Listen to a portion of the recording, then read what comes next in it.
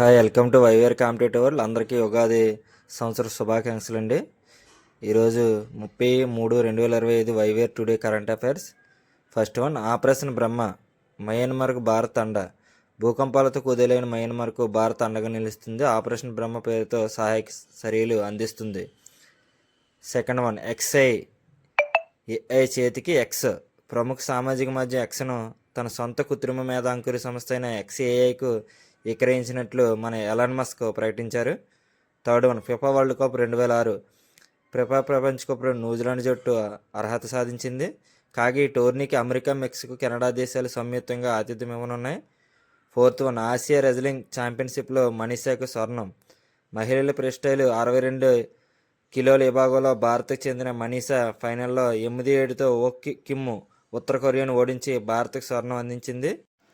Fifth one, భారత Russia నౌకదళ వ్యాయామం ఇంద్ర ప్రారంభం. 14వ భారత రష్యా ద్వైపాక్షిక నౌకదళ వ్యాయామం ఇంద్ర మార్చి 28 చెన్నై తీరంలో ప్రారంభమైంది.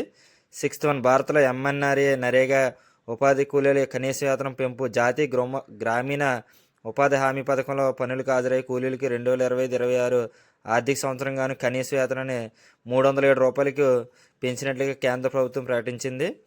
సెవెంత్ వన్, కోసి మెచి inter state link project.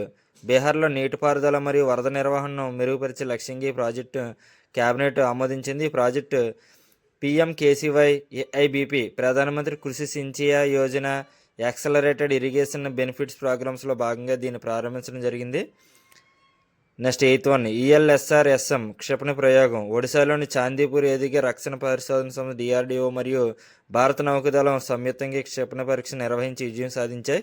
Ninth one, దేశంలోని అతిపెద్ద లెడ్ ఆధారిత స్క్రీన్ స్పేస్ థియేటర్ బెంగళూరులోని వండర్లా సంస్థ ఈ స్క్రీన్ స్పేస్ థియేటర్ను ప్రారంభించింది. 10th వన్, జమిలీ ఎన్నికలతోనే దేశ పురోగతి అని విజయవాడలో నిర్వహించిన ఒకే దేశం ఒకే ఎన్నిక అవగాహన సదస్సులో మన మాజీ ఉపరాష్ట్రపతి అయిన వెంకయ్య నాయుడు గారు పేర్కొన్నారు. ఓకే అండి, thanks to all. Subscribe Vyware competitive world.